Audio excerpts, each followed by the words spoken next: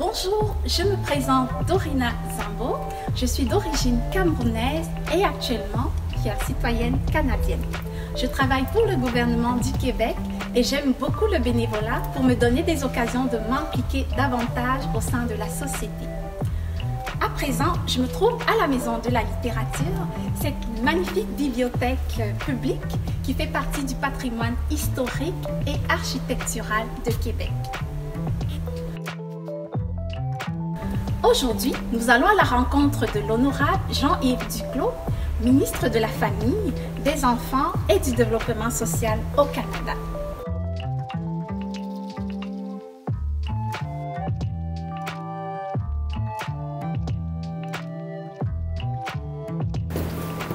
Bonjour Monsieur Duclos. Bonjour Dorina. Vous allez bien? Très bien, merci. Heureux de faire votre connaissance. Merci, nous aussi.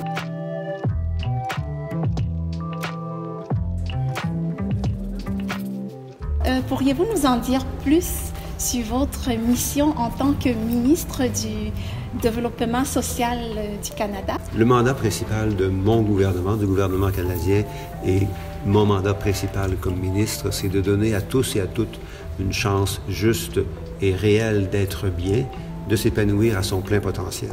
C'est de faire en sorte qu'on ait tous cette capacité d'être bien dans notre société et de contribuer au maximum de nos capacités au bien-être de la société. Quelles sont les possibilités pour un jeune issu de l'immigration d'occuper une fonction politique, par exemple? De très belles possibilités. Si vous regardez le gouvernement canadien actuel, il est composé de gens de partout, de toutes les sortes, de toutes les couleurs, de tous les types, hommes, femmes, des gens qui sont nés ici, des gens qui ne sont pas nés ici, des gens de différentes croyances, de différentes orientations, de différentes ambitions, de différentes expériences. Juste pour vous donner un exemple, le cabinet de M. Trudeau en 2015, pour la première fois de l'histoire du gouvernement canadien, est un cabinet paritaire, autant d'hommes que de femmes. C'est important pour des raisons philosophiques et morales que les hommes et les femmes aient la même chance d'être actifs sur le plan politique, mais c'est aussi parce que, ça je l'ai vécu depuis 2015, lorsqu'on a des organes décisionnels, des conseils de direction, des cabinets gouvernementaux qui sont distincts, qui sont divers, qui sont composés de gens de différentes provenances, de différentes appartenances, de différentes identités, on a des conversations très riches, plus riches que si on se ressemble trop les uns les autres. Et ça mène à de meilleures décisions aussi, de meilleures décisions politiques pour notre société, qui elle-même est très diverse. Et les jeunes, peu importe qui ils sont, vont avoir au cours des prochaines années une chance encore plus importante de participer avec leur diversité à la qualité des décisions qui vont être prises par les gouvernements, dont le gouvernement canadien. Avez-vous quelques recommandations pour favoriser une meilleure intégration citoyenne? Au Canada, en 2019, notre diversité, c'est une force et une fierté.